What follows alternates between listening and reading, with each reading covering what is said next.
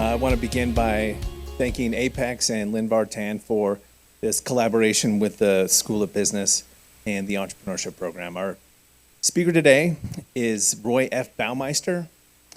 Dr. Baumeister received a PhD in social psychology from Princeton University.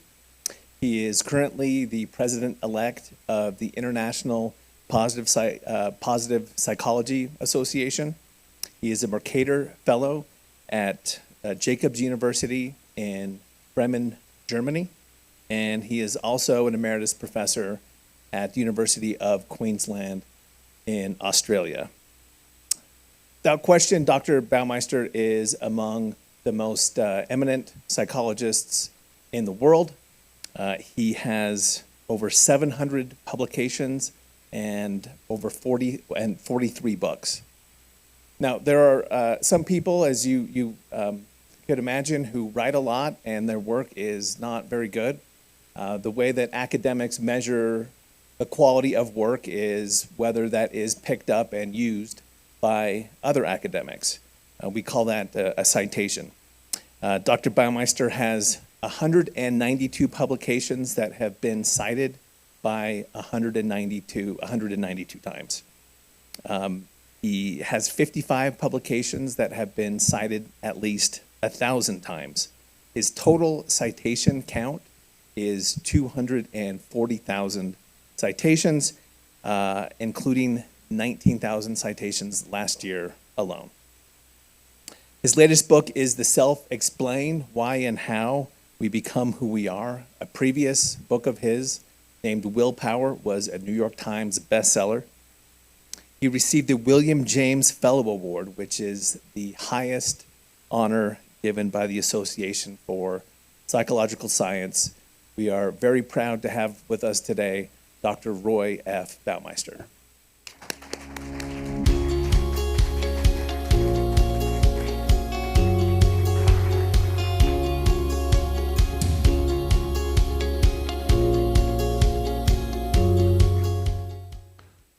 All right, good morning. I'm delighted to be here at this lovely place and beautiful mountains, and I also understand this is where Shakespeare lived when he was in Utah, so it's a delight. Today I'm going to talk about psychological research on how people think about the future. I got into this. One of my career strategies is to look at where other people are not looking. Psychology studies the past a great deal, has not really paid as much attention to the future. So the two great influential theories of the 20th century were Freud's psychoanalysis, which explained adult behavior based on your childhood experiences, and the animal learning associated with B.F. Skinner that looked at your reinforcement history. So you explain the present based on the past.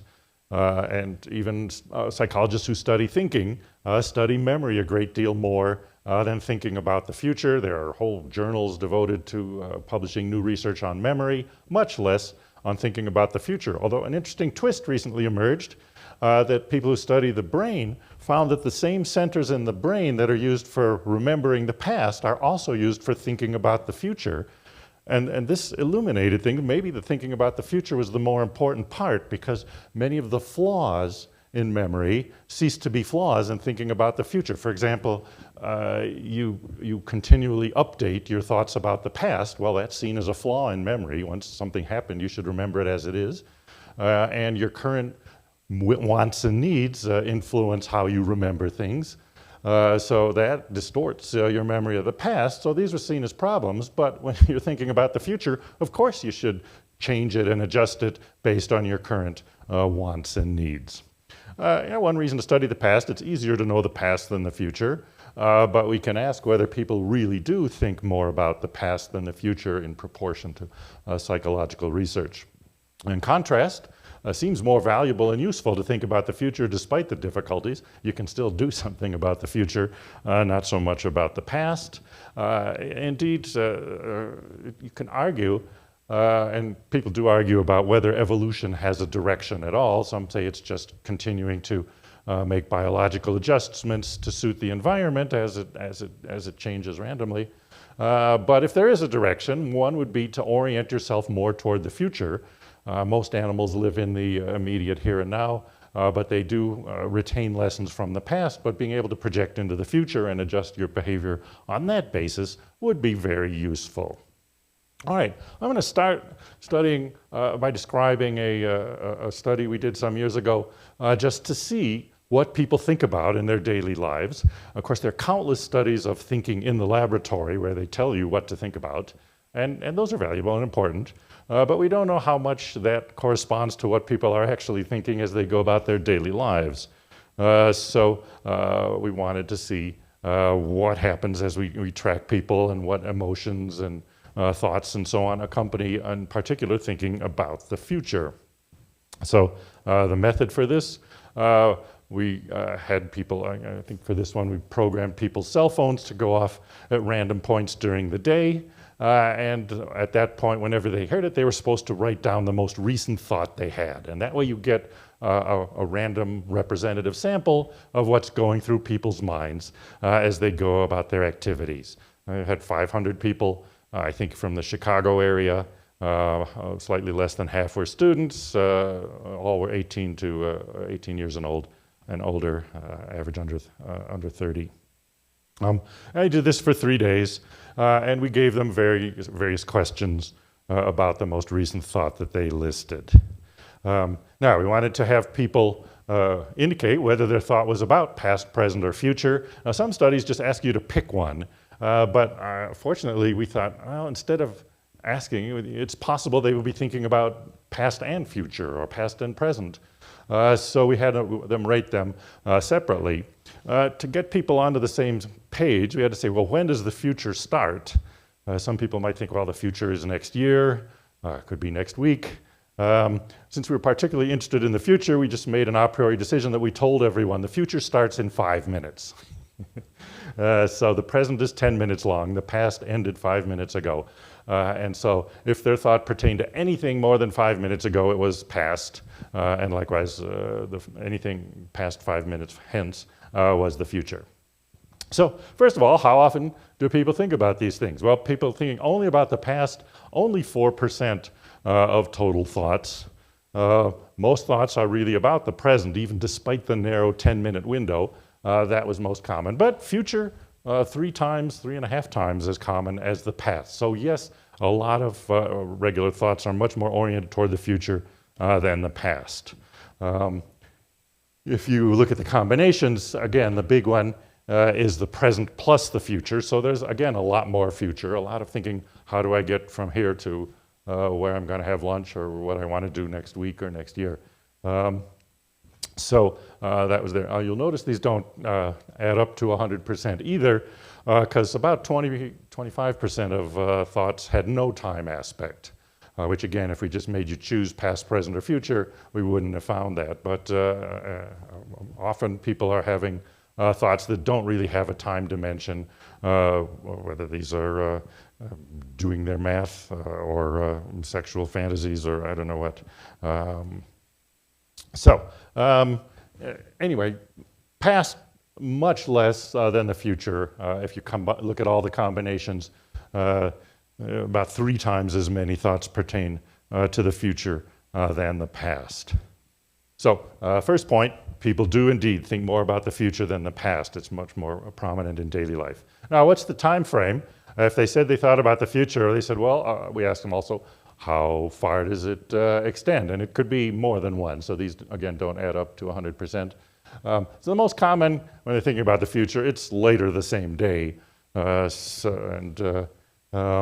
you go far away, like more than 10 years from now, there's fairly rare. And people after their own lifetime, they do occasionally think about that, but not very often. So it's really now up to the next year encompasses the majority of thoughts about the future. So people mainly think about the fairly near future. The past, somewhat the same, although the drop-off goes at the 10 years. So we think farther back into the past than ahead into the present. As I said, a quarter of the thoughts had no time aspect. When people rated those thoughts, it was interesting. They're less meaningful. They were less likely to report they were voluntary. Some thoughts are voluntary controlled, and some are just sort of automatically coming through your mind. They were less mentally tired when they were thinking about these thoughts. The thoughts with outside of time were less exciting, less happy, but less of all sorts of emotion.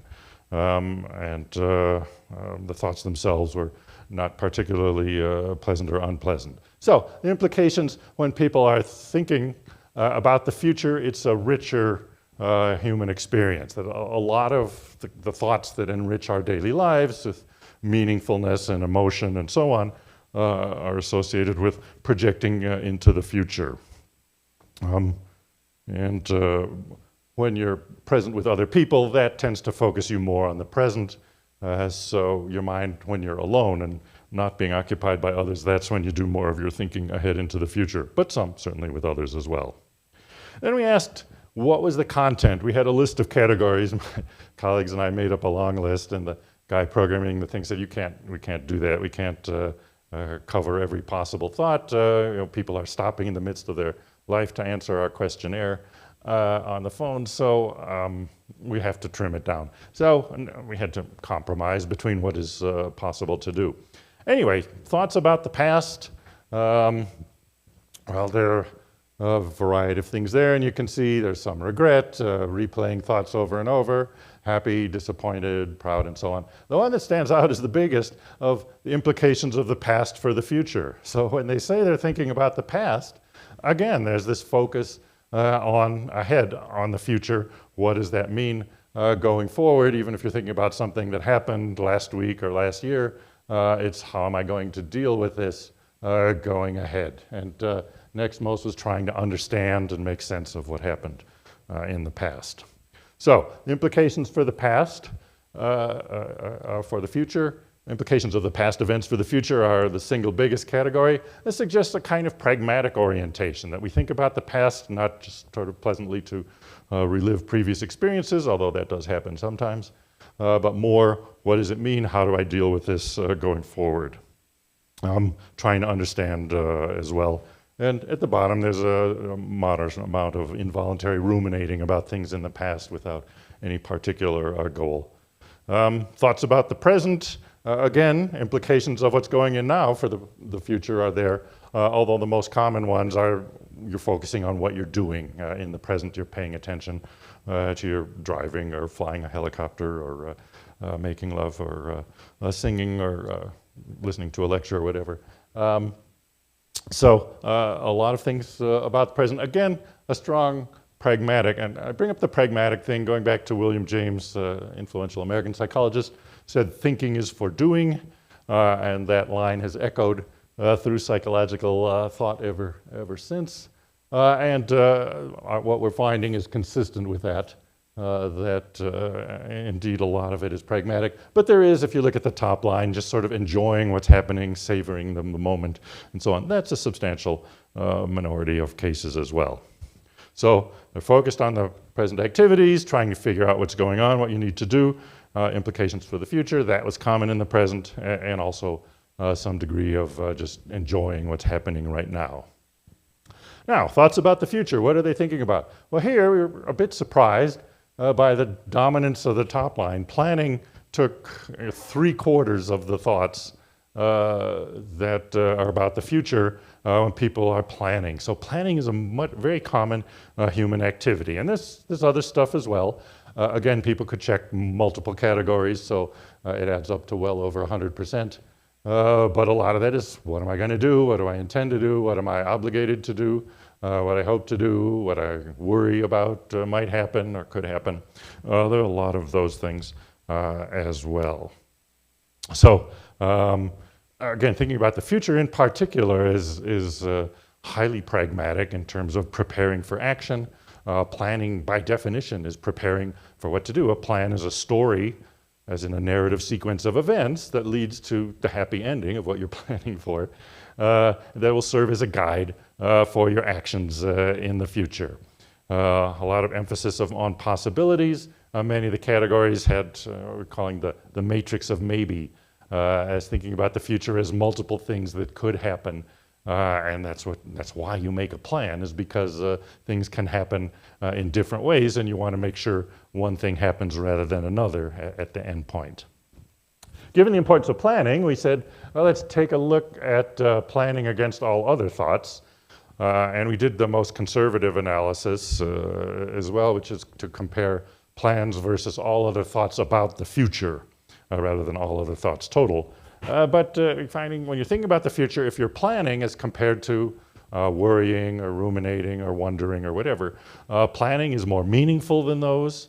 It's also fairly pleasant. It feels good to make plans, and I'll come back to that with the lab studies as to why that might be. People report lower stress when they're making plans, less unpleasant emotion, anger, anxiety, and so on. It's a controlled process. You have control over your thoughts when you're planning. You're working at it. Plans don't happen automatically. You plan more when your mind is in good shape, when you have more energy, and it's also highly involving. All right, now let me turn to what it feels like to think about the future, the past, and so on. So we took that rating of how far into the future is your thought, or how far into the past.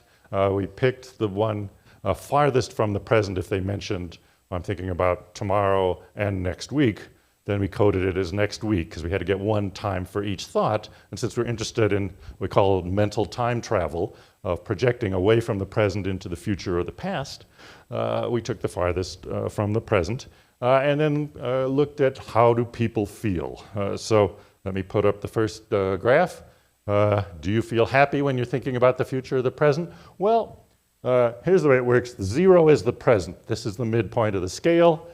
So the line is right at the present, and 1 is later today, 2 is tomorrow, 3 is next week, and so on up to 50 years or after you're dead. And likewise in the past, -1 is earlier today, -2 is yesterday, and so forth. So as you see, people are happiest when their thoughts are right here in the present. And the past goes down a little bit more than the future, but in terms of when you're happy, it's really focused most in the present. Now this is something we had predicted because we had the theory that well, emotions are right here and now in the present, and so any emotion should be most salient in the present, and as your mind goes far into the past or future, emotions should melt away. At least that was our theory and our first interpretation, but that didn't hold up, because if you look at negative feelings, anger was least in the present. Now this is the quadratic graph, and actually there are some ups and downs, so people are angry about things that just happened earlier today as well. But that was the best fit to the whole set of data. Again, in this case, emotion was reduced by focusing on the present. The same with anxiety. It's lowest if you can get your attention into the here and now. Anxiety is less than if you're thinking about what's going to happen in the future or stuff that happened in the past. The implication is that emotion is minimized. No, negative emotion is minimized and positive emotion is maximized by keeping your attention in the present. This is consistent with practices of mindfulness that some psychologists are studying. You get your attention here into the immediate present, and you'll feel better. The bad feelings will diminish, and good feelings will increase. Now, in the way psychologists think about emotions, of course, there are multiple theories and approaches, but one common one is what's called the circumplex, as you can make a big circle with two main dimensions. What I've talked about so far is good versus bad emotions. Everyone's familiar with the difference between feeling good and feeling bad. But the other dimension is the level of arousal or excitement. So being sad and being angry or anxious are both negative emotions, but sad is a low energy one, whereas anger and anxiety are high arousal ones. Now, psychologists use the arousal simply to refer to is your heart beating faster, or is there more energy going through your system? Unfortunately, when you ask ordinary people to rate their arousal, they think it means sexual arousal. And sure, that's interesting too, but that's not what we wanted to know. So we had them rate how excited were they as a substitute for it. And there we got, well, the past is boring. The future is exciting. The farther ahead you're thinking, the more excited you may be. Now remember, you could be thinking about the distant future in relation to the present as well, because we coded the farthest from the present. But anyway, a very striking and linear instead of a curve graph that arousal, excitement is much more associated with going forward than looking back. Stress, again, focusing right here and now seems to make people feel less stressful. The pleasantness of the thought, even a steeper curve, the peak here is at the present, or actually it's slightly into the future, which may seem weird. But there's an interesting study by my friend George Lowenstein, the economist, who asked people, how much would you pay for a kiss from your favorite movie star? And this is a way of, economists show that people value things in the present much more than the future, and so he wondered, would people discount the future there? And it turned out people would pay more for a kiss in 3 days than they would right now. It was more valuable to have a kiss from your favorite movie star 3 days from now. And I assume that's not just so you can brush your teeth and get ready, but rather that, you know, if it's going to be in 3 days, you have 3 days to look forward to it. So the whole experience will be enriched. I'm going to get to kiss so-and-so. And so the near future with something good may be extra pleasant. But anyway, it's roughly around the present that the thoughts are the most pleasant. They go down into the past and future. Note they go farther, much farther down in the past than into the future. So the present is the most pleasant, the distant future next, and the distant past is the least pleasant.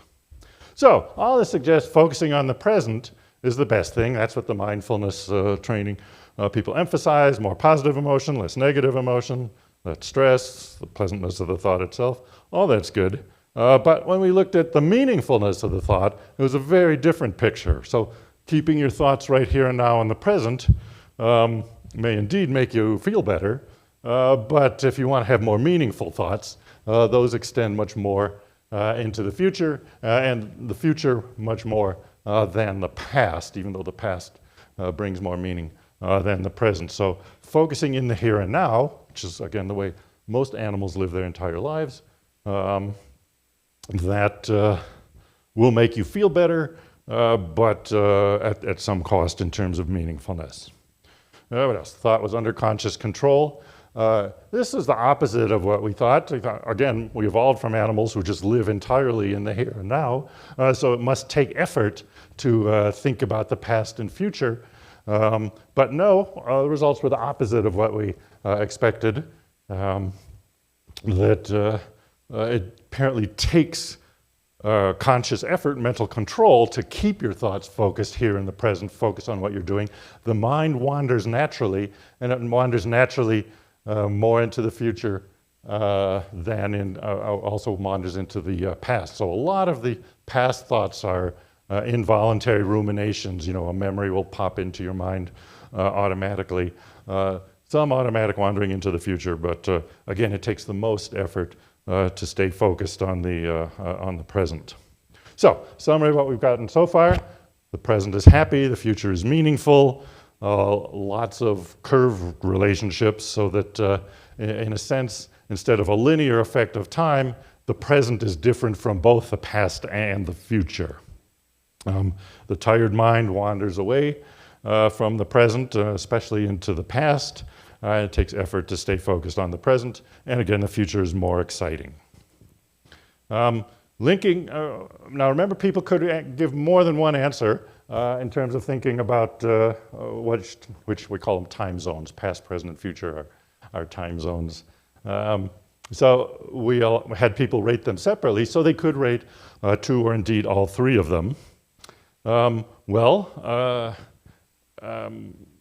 When people combined, there was a lot more meaning. Indeed, the thoughts for which they checked past and present and future, those were rated as the most meaningful thoughts on average. Any two of them was the next most meaningful, any one of them most meaningful, and as I said, the thoughts that had no time aspect were the least meaningful. They do bring negative emotions, which come along with meaning as well. Here are the thoughts that combine all three, past, present, and future. Again, more meaningful, more arousal. So this is the small category of thoughts for which they checked all three time zones. A lot more, again, the richness of human experience was more apparent there. There's this theory in psychology that humans being the only creatures who know that we're going to die, that this becomes an important psychological force in our lives, that becomes the root of motivation, and we're concerned with the fear of our eventual death and drives a lot of things. Ernest Becker won the Pulitzer Prize for the denial of death back in the 1970s, originally developing this theory and so on. And a number of psychologists have followed this up to look at what happens when people think about their death and so on. Well, that would suggest that thinking forward, prospection, is ultimately a downer because it's going to lead to your own death. So we wondered how big a factor is this in people's thought processes where they're concerned about their death. So we included an item, was your thought about death? And unfortunately, or fortunately, depending on your point of view, people hardly ever think about death. And it was like 1 out of every 200 thoughts that we had referred to death. And a lot of those, they checked the past, so obviously it wasn't their own death that they were thinking about, rather the death of somebody they knew. So thinking about their own mortality, if it's the root of psychological motivation in human beings, it's pretty well buried and pretty unconscious. So we didn't find that. We also, this is a funny thing, obviously this is an exploratory study because many of our hunches turned out not to be correct. But we thought, well, some people clearly think more about the future than others. What can we understand about these people, what kind of people they are? So we had a long list of about 20 different dimensions of personality or ways that people different, starting with men and women and young and old, and all sorts of personality traits that we thought would quite possibly lead to these are the people who think more about the future. And almost nothing worked. Even the old versus young, old people are thinking about the future too. You'd think, well, they have a much longer past than young people and a much shorter future. But no, they're still thinking ahead. So this was basically a huge bust. There were one or two obvious things. I think optimists think a little bit more about the future. And people who have this desire for closure, who don't like uncertainty, who want to get everything figured out, well, they think a little bit more about the future. But those are, I think, the only two out of the whole list that had significant results. Now, these set of traits that we picked to identify who thinks more about the future, they did work for predicting who thinks about the past. So the implication is everybody thinks about the future, but thinking about the past is something that people are much more different on. Those were the few positive ones. Thinking about the past, though, we got quite a few hits that these traits did predict who thinks more about the future. Basically, people high in neuroticism, low in agreeableness, low in conscientiousness, low self-esteem. So I was going through this list. One of my colleagues I was working with on this says she never thinks about the past. She looked at it and says, look, people who think about the past are really unpleasant people. You wouldn't want to spend the weekend with somebody who's disagreeable and grumpy and neurotic and argumentative and so on. So I want to make a strong statement about that. And again, it's just a general pattern. Some people think about the past for important reasons. Obviously, if you're a historian, that's your job. But in terms of personality inclinations of people going about their ordinary daily lives, thinking about the past is associated with a variety of fairly negative traits. All right, that completes the first part. Now let me come to some laboratory studies that we've done to try to illuminate this. We started with what happens when you're oriented toward the future, when your mind is focused on the future, what effects are there? And researchers had shown, going back to 1980, that when people predict about the future, they're very optimistic in general. That they ask people, say, and compared to other people in your psychology class, how likely are you to be in a car crash, to get a great job, to be fired from your job, to get married, get divorced, have a gifted child, have a retarded child, and so on. And so they predict, and people predict that better things will happen to them. Interestingly, that remains true even today. I notice in the surveys about Americans, a lot of Americans think the country's going downhill, but they think their own lives are moving upward, and the future is bright for them. So, in general, the future is bright. So that's the assumption we started with, but it's easy to sit in a chair and say, oh yeah, good things are going to happen to me and bad things aren't. We say, well, if people are really optimistic about the future, would they take more chances? Being optimistic, you can take a risk, assuming that things will turn out favorably. And so if we make people in the lab think about the future, they should be more willing to gamble or risk money or take chances interpersonally and so on. And so we had a variety of methods that we used. We have people write about your future self, 5 or 10 years from now, what we'd be doing, or even a simpler task. We had them rewrite sentences in their own words that simply talked about the future or the past and measured a variety of consequences. But basically, contrary to the idea that people are optimistic, when they had to make a commitment, they were risk averse. Thinking about the future made them avoid risk. So this is the opposite of what you'd expect based on the psychological literature. People were even less likely to trust other people. In economic games, you'd think if you're optimistic about the future, sure, you could trust someone, and it would be the pessimist who would be distrustful and so on. But no, the optimism seemed to have vanished. People were trying to avoid risk and looking for safety. All right, so second theory, the future's not so bright. Maybe the future's dark. And so this is clearly what happened in ours. Creating a future mindset. People are looking to avoid problems, losses, misfortunes, and so on. But how are we going to reconcile this with all the evidence that when you ask people to predict, they're optimistic? So at this point, we started generating a new theory about this. As I suggested in the experience sampling study, a lot of the evidence about thinking is for doing. There's this pragmatic orientation. So it's not so much predicting the future as what's going to happen, but what do I want and what should I do to bring about these good things? Predictions are optimistic, but making plans are cautious. And we began to think the key idea is that there are a couple different steps when you think about the future. First, think what you want, which takes a positive focus of what you'd like the near or distant future to be, and then think about how to bring it about, how to get there. The first one is by definition positive. You want to move toward good things in your life.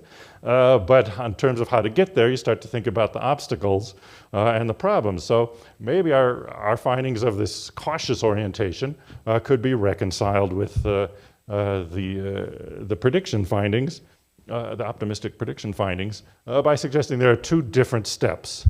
And we summarize these briefly. Step one is dream big. What do you want to happen in the future? And step two is get real. What pragmatically can you do in order to bring it about? I was looking online at this time, and there was this compilation of kids' funny answers to homework questions and tests and so on. And I thought, well, this nicely illustrates the point. This boy from the handwriting must be 7 or 8 years old or something like that. Number one, get a girlfriend. Number two, kiss her. And 3, rule the world. Well, You notice the second one in particular, it's been seriously erased and redone. So that's the one that was the step 2 you'd thought about for a while before getting there. And that's the most realistic of them. If you have a girlfriend, usually kissing her goes with it. And then we go right back to dreaming big, as in rule the world. All right. Anecdote aside, my colleagues figured out a way to do, let's test an experiment on this. Let's make people predict the future, either rapidly or slowly. So we have fast responses should be optimistic, and slow ones should be much more realistic. There's a procedure they do where you ask people to answer a question about what do you expect to happen to you in the future, like how long do you expect to live, and so on. And there's a 10-second timer there, and half the people by random assignment are told, be sure to answer before the 10 seconds are up. And the others are told, you can't answer until the 10 seconds are up. So some are made to respond before 10 seconds, some after 10 seconds. And sure enough, so here's some of the things we asked people to predict. And sure enough, the faster predictions were substantially more optimistic. And we replicated this in Europe. Not that Norway's all that different a culture from the US, but still, for modern Western cultures, there seems to be this difference. So the unrealistic optimism was readily apparent, as in much previous research, when we made people respond rapidly. But when we made them stop and think, even just for 10 seconds, then they were much more realistic. And the effect was particularly true when you were predicting whether a bad thing would happen to you. So it fits the idea that thinking about bad things happening really takes the most time. So yes, optimism has its limits. Quick predictions about the future are optimistic, but after a short delay that diminishes sharply. And it fits our idea that there are these 2 steps then. Thinking about the future starts with what would you like? What would be a good thing to happen in the future? And then the second step of, well, how do I get there? Then there are problems and obstacles that you'll have to overcome and deal with. So we argue for shift of emphasis. I mean, most psychologists, when they have studied the future, look at how well people can predict. And there's some fine programs of research on people making predictions. I have no quarrel with those. Those are good things. But I think that's not only, or not, maybe not even the main thing people do when they think about the future. They want to predict where are the choice points where things can go good or bad. Where are the things that I will have to deal with? And so they think ahead for how to respond there, either to perform effectively or to make a good decision. So I call this pragmatic prospection theory. The purpose of the future, of thinking about the future, is to produce practical benefits, especially by guiding action. So prediction is helpful for sure, but again, you want to predict where you are going to have to deal with things, and that's where things can go in different directions. All right, I'll skip the details there. Planning, of course, remember thinking about the future, 3/4 of the thoughts were about planning. So planning is essentially pragmatic. It's how to get to a desired result. What is the sequence of steps that will bring it? There's even implications for emotion theory that I won't go into today. The standard assumption in psychology has been that emotions are there to cause behavior. So you're afraid and therefore you run away, which is the example they all bring. And it turns out even that example is not very accurate, and there are very few others. But instead, anticipated emotion, how you expect to feel, is really important and helpful. So acting when you're in an emotional state, people often do stupid, irrational things. I mean, emotion deserves its reputation for being a bad basis for action. It's like the advice, when you're angry, go ahead and write the email, but don't hit send until you stop being angry. So people do irrational and self-destructive things under the influence of emotion. But if they anticipate how they feel and say, well, I'll be sorry, I'll regret this, or I'll be glad if I prepare for this, those are very effective and adaptive guides for behavior. All right, we're doing on time, we're doing well. All right, I'm going to get back to some implications about planning. Now, let's let me ask if this has happened to you, and presumably it happens to almost all of us, you're involved in doing something, but thoughts keep popping into your head that, oh, I need to remember to do this, or I need to get this done, or this is a problem I have to deal with and solve. Even when you're possibly having fun, these thoughts intrude into your mind. Well, psychologists have looked into this. There's something called the Zeigarnik effect after this Polish psychology researcher back in the 1920s who looked at it. There's a story behind it. Apparently, Dr. Zeigarnik and her colleagues all went out to lunch and sat at this big table, and the waitress took their order and didn't write anything down. She just, okay, for each person what they did, and then brought everything back perfectly, served everyone exactly what they wanted. And they were marveled at this woman's excellent memory. Didn't have to write or record anything. And then they went back to the office. One person said, oh, I forgot my hat or a scarf or something. So they went back to the restaurant, and there was the waitress, and I asked her, remember us? We were sitting over there. She said, I don't remember.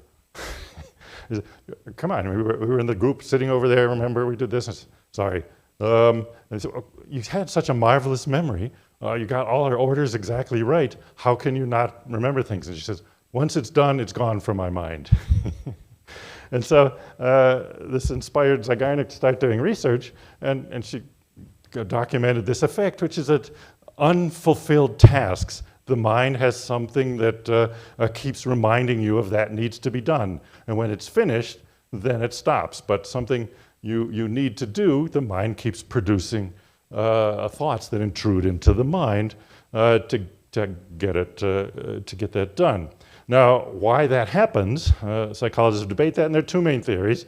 One is that the unconscious does everything, and the conscious mind is just sort of along for the ride, and so the unconscious periodically lets the conscious mind know what you're doing. The other is that the unconscious mind needs the conscious mind to do it, and so it's going to keep bothering you until the conscious mind gets the job done. Yet, we did some research on this, and it turns out there's actually a third explanation that's quite interesting. Here what we found is that if you make a plan, those intrusive thoughts stop. Now, in terms of what conscious and unconscious, how they relate, many people probably know the unconscious from Freudian theories, which the unconscious is kind of this dungeon in your mind where you put naughty thoughts that are troubling and you can't face consciously, or it's this set of impulses threatening to burst into your mind. Modern work continues to show that the unconscious is real and important, but it's more like your support staff that's working behind the scenes to make sure things run smoothly. So in that sense, the unconscious is bothering the conscious mind to make a plan. What we showed, in one of the studies, there was exam time coming up, and we reminded students, have them briefly think about their most important exam or the most important party they were going to attend in the next couple of weeks. And then we looked for intrusive thoughts about studying that came on later. And sure enough, the people who had considered they have exams coming up, they had more intrusive thoughts about studying. But some of them made a very simple plan. It has to be quite explicit that on Tuesday I'm going to get out my textbook and go over what I underlined, and on Wednesday I'm going to go over my lecture notes, and Thursday I'm going to talk with my friend about the main ideas, and then we'll have the exam on Friday. Once they made that plan, that wiped out the intrusive thoughts.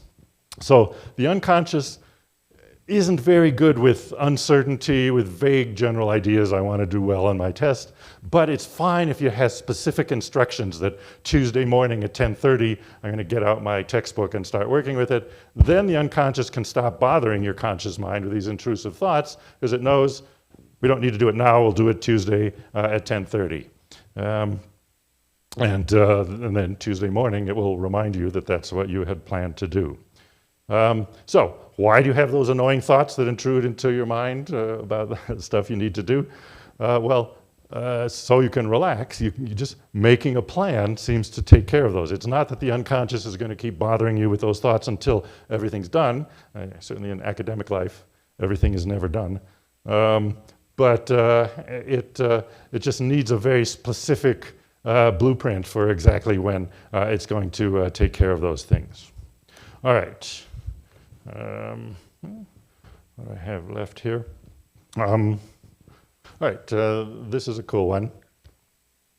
do people adjust their emotions based on anticipated states, anticipated events? We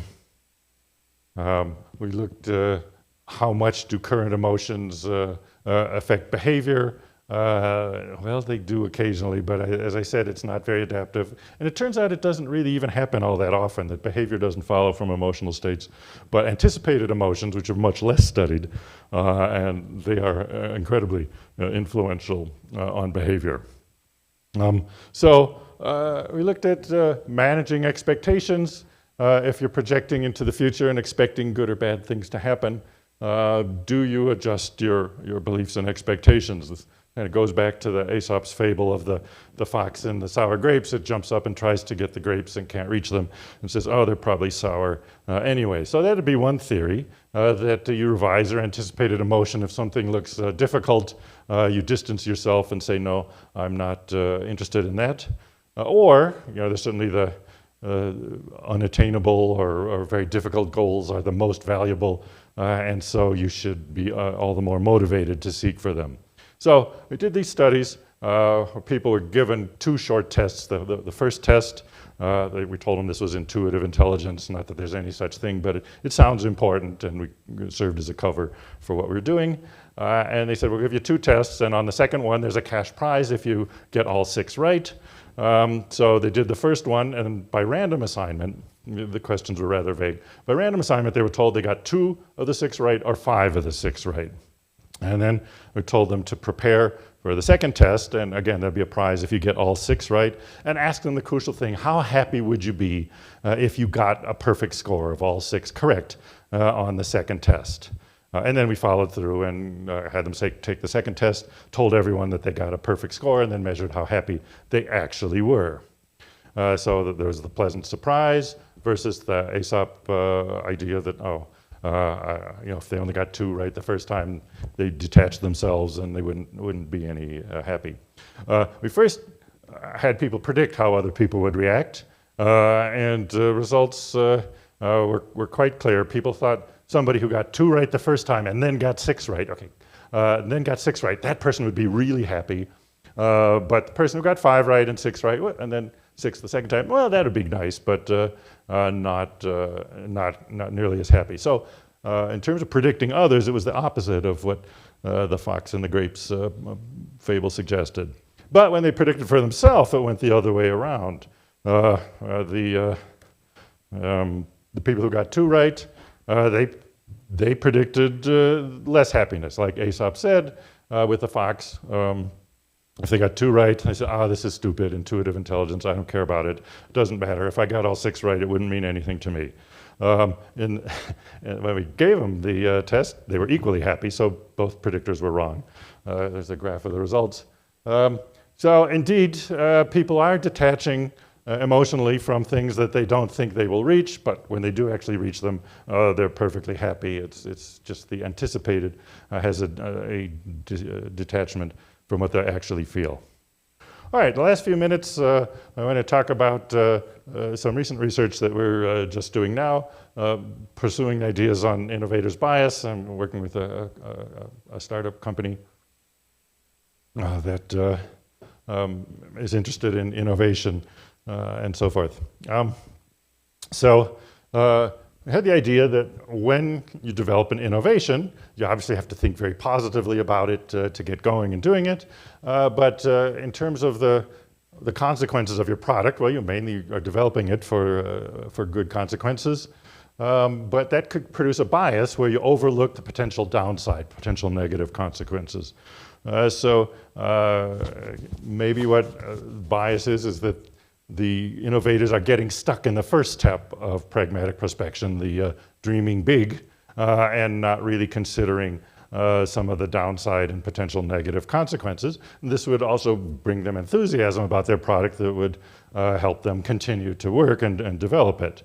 What my colleagues wanted to do is not only show that there's this bias, but see if we could come up with some interventions to get rid of this bias. Ideally, have people be more realistic about the product, but still maintain their enthusiasm so they'd continue working at it. So they came up with a variety of inventions. These are not real inventions. These are things they imagine might be a robot lumberjack that would go out and chop trees so that people wouldn't have to be involved. A kit that you could take home and clone your house pet.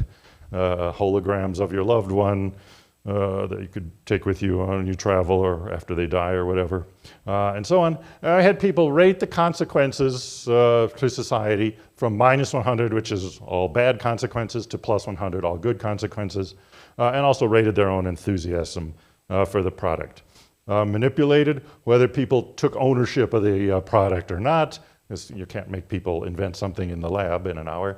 But we described the invention to them and said, okay, you're on the team to market this, so come up with a name for the product.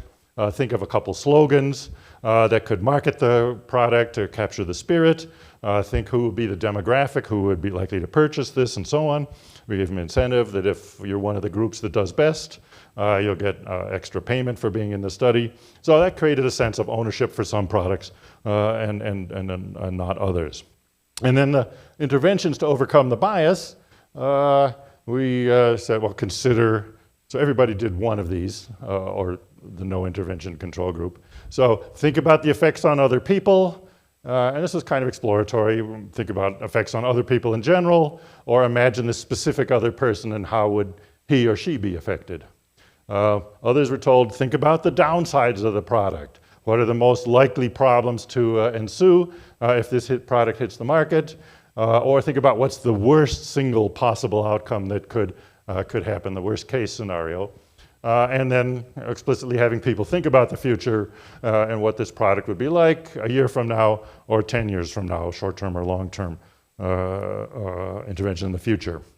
Well, of those, sure enough, if you were an owner, if it was your product, you thought much more positively about it. You rated the consequences more positive than the controls. You had more enthusiasm as well.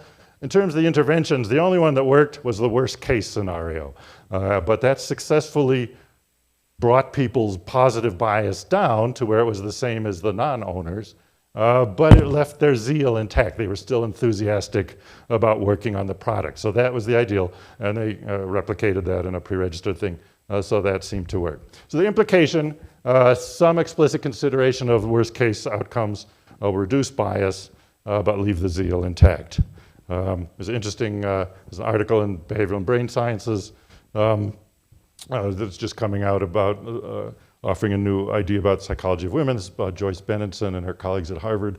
It said that women have a more self-protective psychological orientation, starting with better functioning immune system, also not taking crazy risks and so on. It's one reason women live longer than men.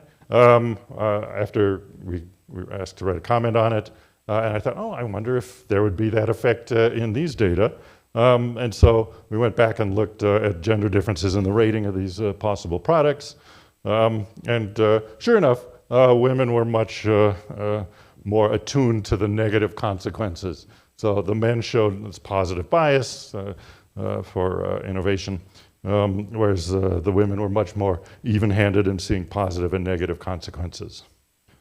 One implication possibly of this is, obviously in the history of our species, most innovations have been produced by men, for better and very much for worse.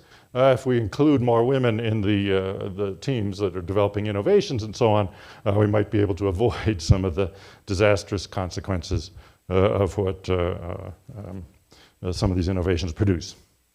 All right, let me skip ahead. I have one more finding about what goes with pragmatic prospection in terms of personality differences, but let me reach the conclusions and sum up. First of all, the primacy of prospection. People are thinking about the future much more than about the past. The future plus the present combined is also very important. Second, when you're thinking about the future, it's typically the fairly near future. Sometimes thoughts roam far ahead, but the near future is much more common. Focus on what things that might happen, not predicting what's definitely going to happen or how things will turn out. Emphasis on what you're going to do.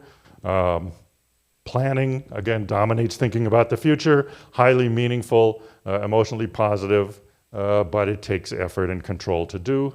We looked at those data. Did people do more planning when they're alone or with others? With a giant sample, there's always a difference, but there wasn't. It was, they do it about equal amounts. So people make plans together and they make them on their own. Focusing on the present reduces anxiety, increases happiness. Making a plan will reduce anxiety over the future, so reduces stress and worries and things else. So planning is a very positive thing to do, especially when you're concerned about stuff. The unconscious mind wants very specific plans. Exactly what are you going to do under what circumstances? The 2 steps in pragmatic prospection. The first is to, as I said, dream big. What do you want to happen? What would be good? Second, how do you reach that goal? So get real about it. Both are important. And humans understand the future as this matrix of multiple possibilities. Happiness is greatest when you focus on the present. Meaningfulness is more when you focus on the future, and especially when you're linking past and present and future, meaningfulness of thoughts is high. So, final thoughts. We can know the past reasonably well. The future, it's harder to know with any certainty, but really the future is what we have left. Basing actions on the future rather than the past is a big evolutionary step forward in our species, and something that we capitalize. And so the main reason people think about the future is so as to make it better. And one of my students sent me this news story with a basketball player who signed this almost $100 million contract, and he took out the rearview mirror in his car so he can't look back. I'm not sure I quite recommend that. Nevertheless, thinking positively about the future is important, desirable, and very adaptive for human beings. Thank you.